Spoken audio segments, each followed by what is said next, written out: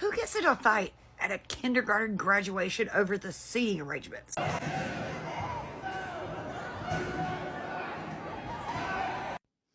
And these are not the 5-year-olds behaving this way.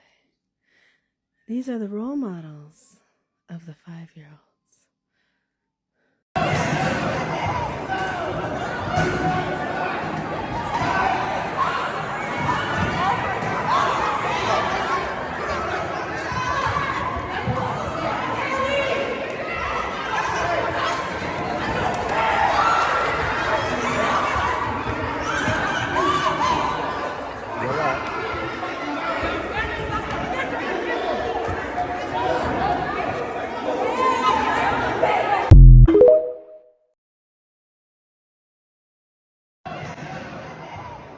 A fight at a kindergarten graduation in Ohio. Well, now we know why the kids act the way they act these days. Parents fighting over chairs at a kindergarten graduation. What I want to know is, was it worth it? Getting one row closer to take your picture of little Johnny or little Susie? Is that worth some jail time? Because I don't think it is. I don't need a crystal ball to see these kids' future. I know exactly where they're going. At the very least, this is going to follow them all through their school years. People aren't going to forget this. They're going to bring it up all the time. How many children were traumatized during this little altercation? And can you imagine? These are only 5-year-old kids. What's going to happen when they sign up for sports? Did the parents even get to see the graduation, or were they all just hauled out of there? Y'all, I don't get it. What is wrong with people?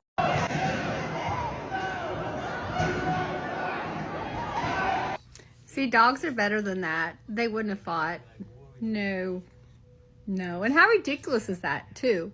What great role models for those kids.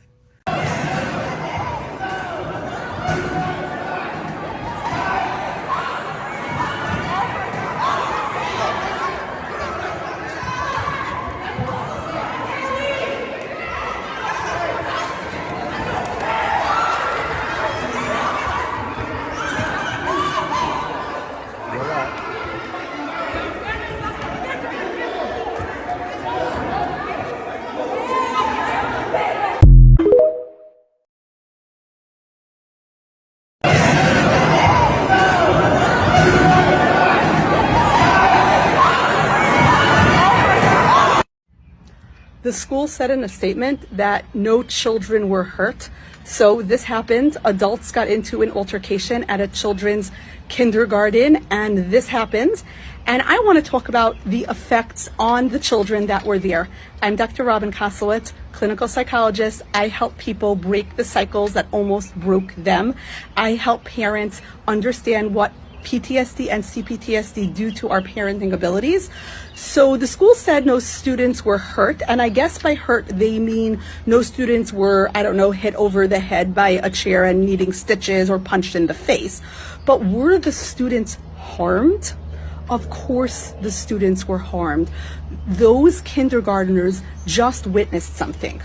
When the adults don't adult, the children can't child.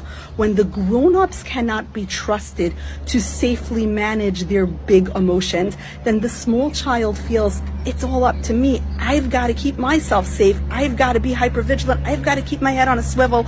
I've got to parent me because there aren't parents here parenting me. So no students were hurt, I guess, by flying debris or by somebody's fist to the face. Good. But were they harmed by witnessing this? Absolutely, because if you grew up in a home where you cannot count on the adults to adult, then you don't get to child. And guess what? When you do grow up, adulting is hard. Adulting is particularly hard if you never childed, and parenting is adulting on steroids.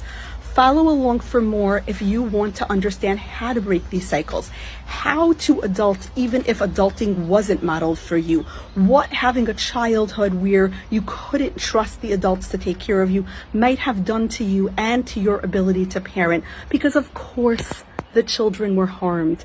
The self-regulation skills they need to learn from the adults in their life were not modeled for them.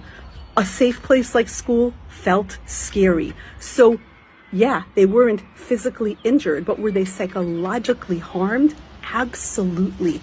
And that distinction is so important when we understand what complex PTSD is and what it does to the developing psyche. If you like this, follow along for more, because that's what we talk about here.